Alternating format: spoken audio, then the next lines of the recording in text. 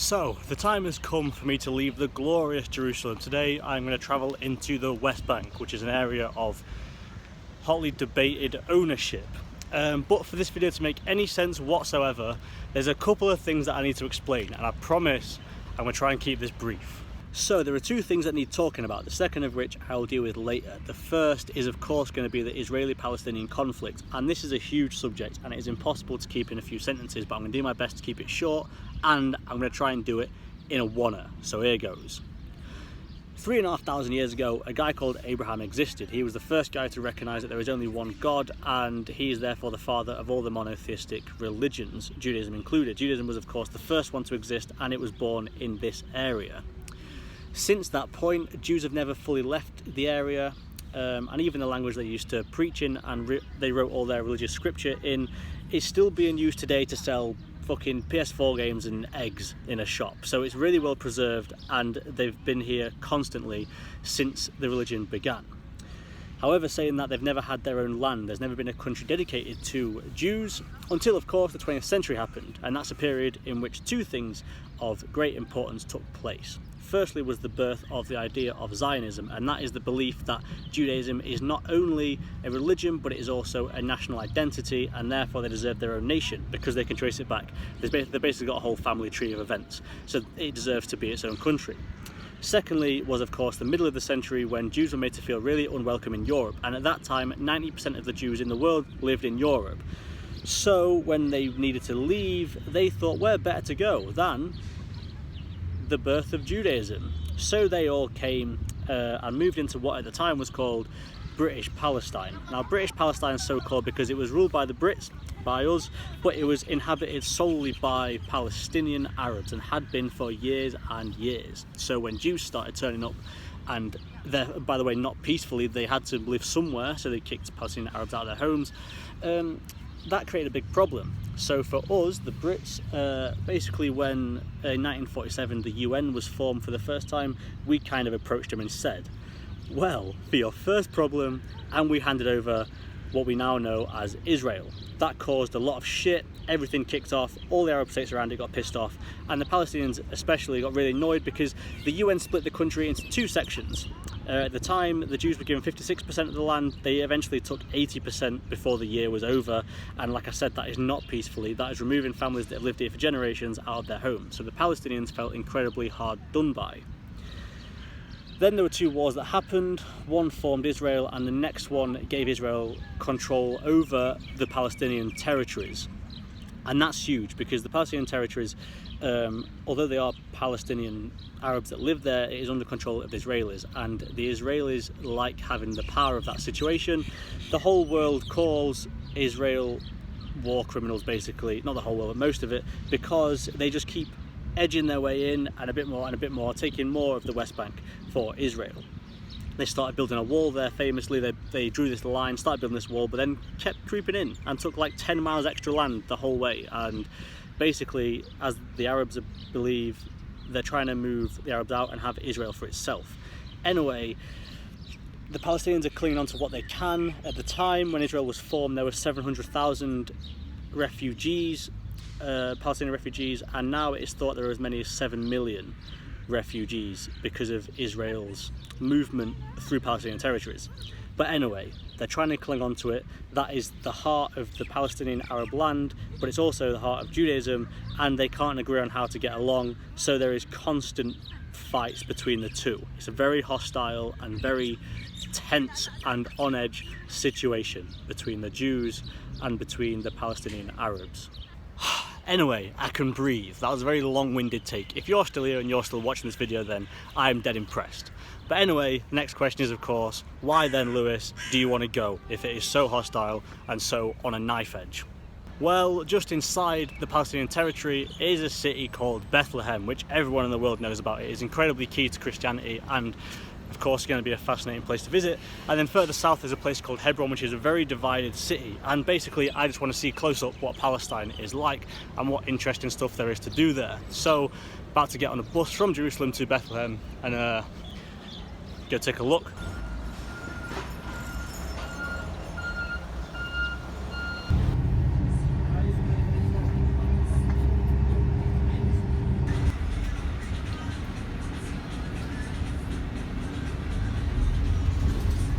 Don't know if you can see that sign, but there's a big red shiny sign on the border to the West Bank saying it's illegal to come in if you're an Israeli and it's dangerous for your life. So yeah, this is Bethlehem, boys.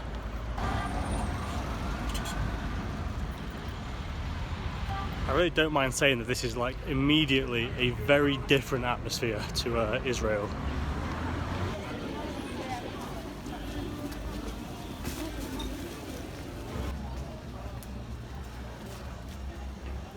But yeah, it's a very different feeling here compared to Israel. It's only a few miles away, like 8 miles, takes about 45 minutes to get here. So if you've been in Israel a few days, you're comfortable with the Middle East, like, oh yeah, this is going pretty well, this, don't worry, because when you turn up here, you'll be made to feel uncomfortable all over again, because all the touchy, molesty taxi drivers will not leave you alone unless you agree to a 500 quid fucking tour of the city. But I've learned to get used to that kind of thing with some places I've visited in the past, so got rid of them just fine. And if you manage to evade them somehow, then a 20-minute walk will bring you to here. This is the Church of the Nativity. This is the spot where Jesus Christ was born. And this tiny hole is the only entrance, so yeah.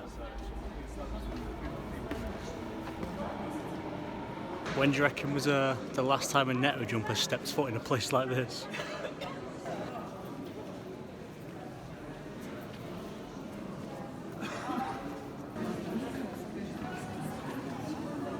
That big shiny thing was built on top of the spot where it's believed he was born.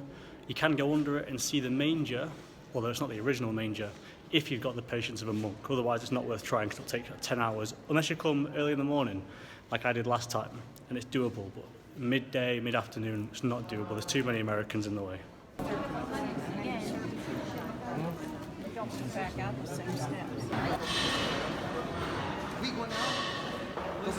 But saying that, if you do get a chance to, it is entirely worth doing. It's a very unique thing to witness. But fun fact about this place, even though it is built on top of the spot where Christ was born, they don't actually celebrate his birth on the 25th of December because it is now a Greek Orthodox church, which means they use a different calendar. So Christmas at the spot where Christ was born is actually on the 7th of January as we know it. So when they do televise the midnight mass from Bethlehem, as they do every year on Christmas Eve as it turns to Christmas Day, they do so from this place behind me. Is St. Catherine's Church. It's next to it, it's joined onto it. It's not the same place. So they don't actually celebrate Christmas on Christmas Day where Christ was born. How about that?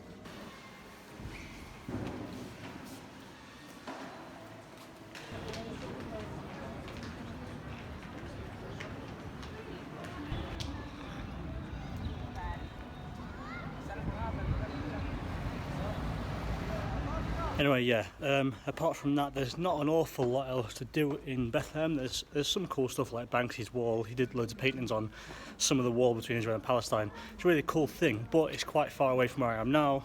And then away, I've been here before, so I'm trying to move on quite quickly. So, yeah, that's that. You don't want to spend more than a whole day in Bethlehem. There's not, even if you see everything there is to do here, you're only going to spend half a day anyway. But for now, I'm off to go and get a shared taxi to Hebron.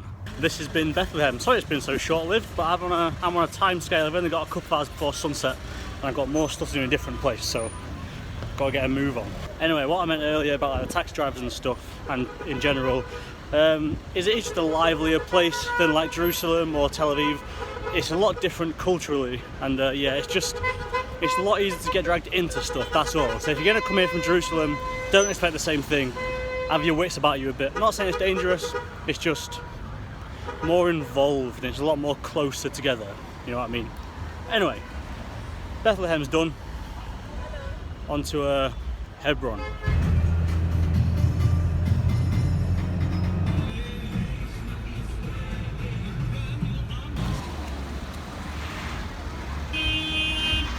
Alright, so we're in Hebron, or as the Muslims call it, Halil. But before we get into why, I'm going to offer a tip. And that tip is earphones, because one, if you're wearing them, they're a good deflection technique. People will bother you less if you want to be left alone a lot more. And also because it's a good way to relax yourself in a place like this. I get that some people would be a bit like threatened or feel isolated coming somewhere so far away from home and stuff and so different. But to reverse that and to feel at home again, all you've got to do is read a book or listen to music, do something that you would do at home, and start to realise that you are on the same planet after all. The music sounds the same, the book reads the same.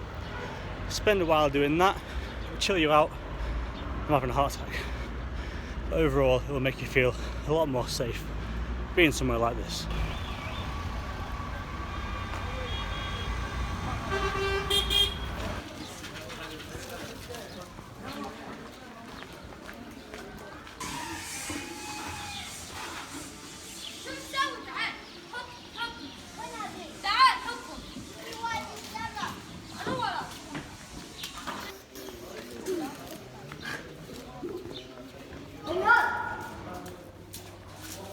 This one. Oh.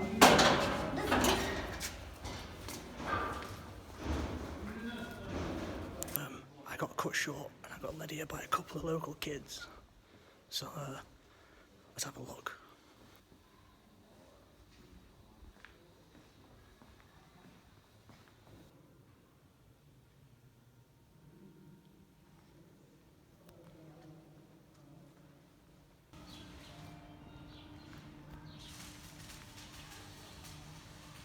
Anyway, yeah, that was Ibrahimi Mosque, as the Muslims call it, and the Cave of the Patriarchs, as the Jews call it.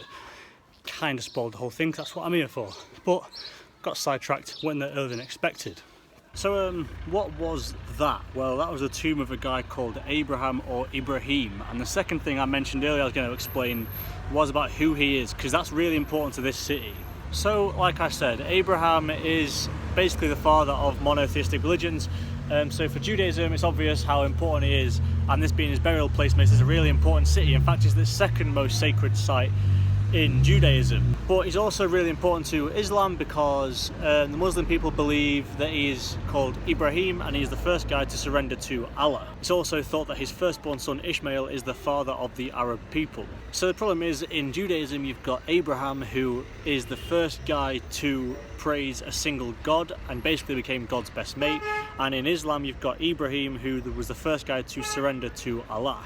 So basically you've got two people doing the same thing but for different gods, and that surrendering to the god or being mates with the god is what gave those people the promised land in return. So that's why Muslims think Jerusalem is theirs, and that is why Jews believe Jerusalem is theirs. Anyway, the problem with that is you've got the same guy and his kids doing the same things for different gods, and therefore they both feel equally entitled to a thing.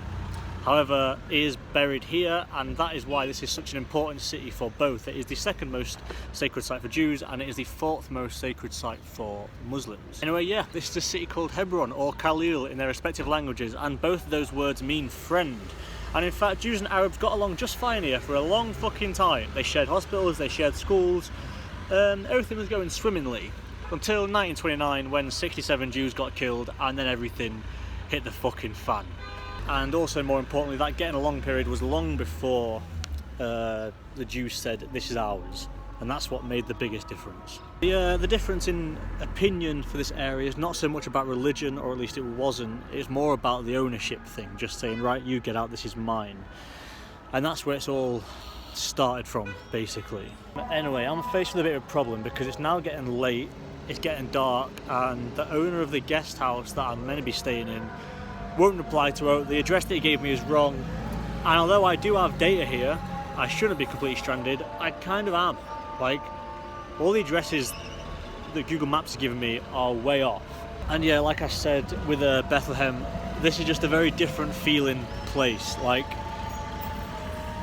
I don't like to admit when I feel slightly uncomfortable, but I am doing. This is a bit like my first night in Iraq after I crossed the border.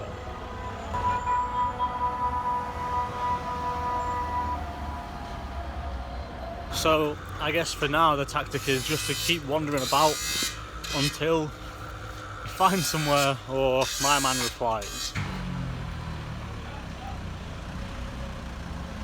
It's a very odd feeling to describe. I don't feel like threatened by the people or anything. I don't know any of them. I've spoken to a few in the street, but that's not it. It's kind of just like an estranged feeling. I don't know, it's weird. Anyway, no, I'm fine, I'm calm. You know what they say, everything works out in the end, even badly. No, I'm joking, I'm going to be fine. And in fact, the people are dead nice here. I've been welcomed and said hello to many times, so Everything's gonna be sweet. I just want a fucking nap, that's all. But anyway, welcome everybody to Palestine. I'd say there are a couple of options. Well, firstly is not get fucking run over. I can either stay here for a bit and wander around until my mate replies, which I don't really want to do that because my shoulders and neck hurt loads. Or alternatively, if you don't reply by like 8 o'clock, which is like 35 more minutes away, I can just get well, I can try and find a bus to Jerusalem, which I assume there'll be one, but I don't really know. I'd love to tell you more about what happens here and what's currently going on, but all that really is happening right now is everyone's just fucking beeping at each other.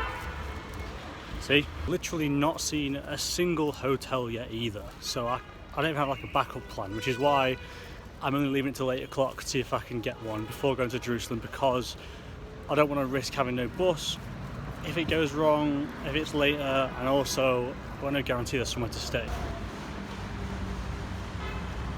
Right, that's it. Shoulders hurt, back aches, hungry. In fact, that's one other thing I want to take away from this experience is the intense lack of food. I know there's not going to be like 5-star restaurants, but I expected a lot more kebabs, and there's just not. It's going well.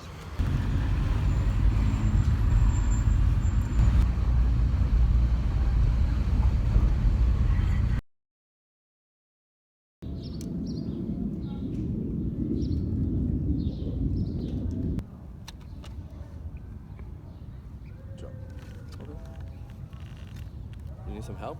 Let's have a nice trip. Thank you very much. Well, look how fucking eerie this place is. I already said my outro a bit last night when I got to the guest house finally. Did survive, by the way. Woke up this morning and it's a fucking ghost town. This is the Jewish part of Hebron. It's a very small section. It used to be like a really busy market town bit for Hebron for the Palestinians, and then the Israelis kind of just said, well, we want that street back now. So there's a couple of streets now where the Israeli minority lives in Hebron and the Palestinians aren't allowed in it. And when I say minority, there are very, very few Israelis. So now it's just this deserted place, like completely. It's weird.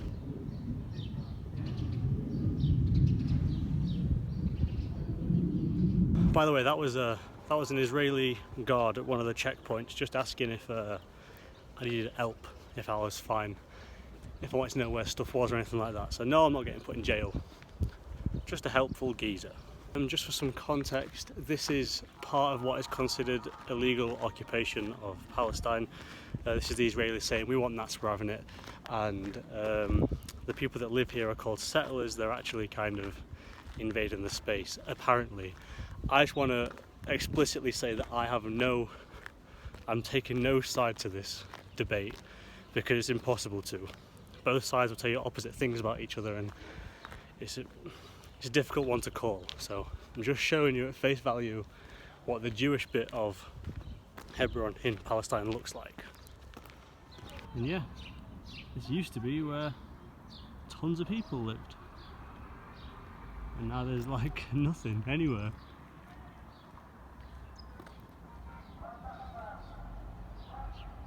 Super strange place, like really weird. Like I said, I finished this video already, but after waking up and accidentally coming across to the Jewish side and seeing a completely different side to Hebron, I thought I had to show you all what it looks like to give both sides of the story.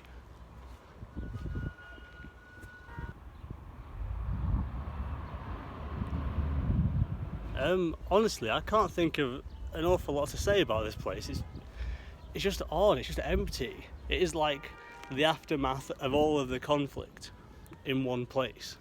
Look at this thing.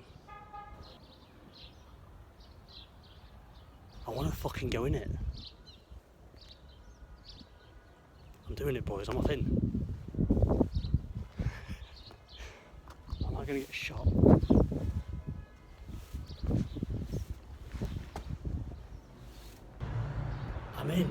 I'm in a Jewish gun turret thing.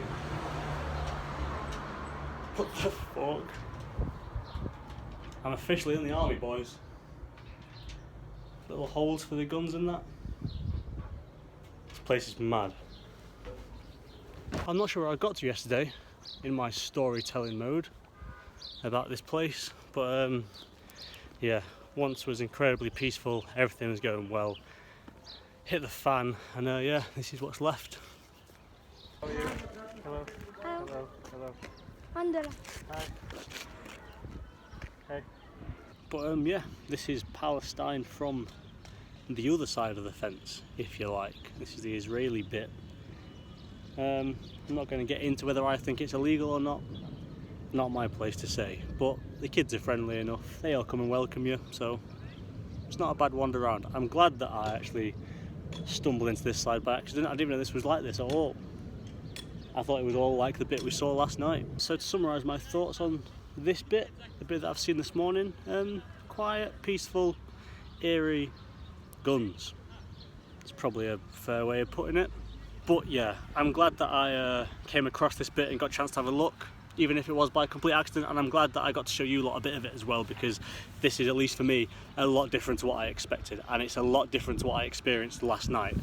I actually came to this side to get a bus. In fact, I didn't know there was another side. I didn't know there was any checkpoints, so it's been a bit of an interesting morning for me as well. Anyway, the video is now done. My bus is over there. I'm going to catch that to Jerusalem, and then tomorrow I'm going to tackle the Israeli-Jordanian border. So for now the video is actually done. There's no more encores this time.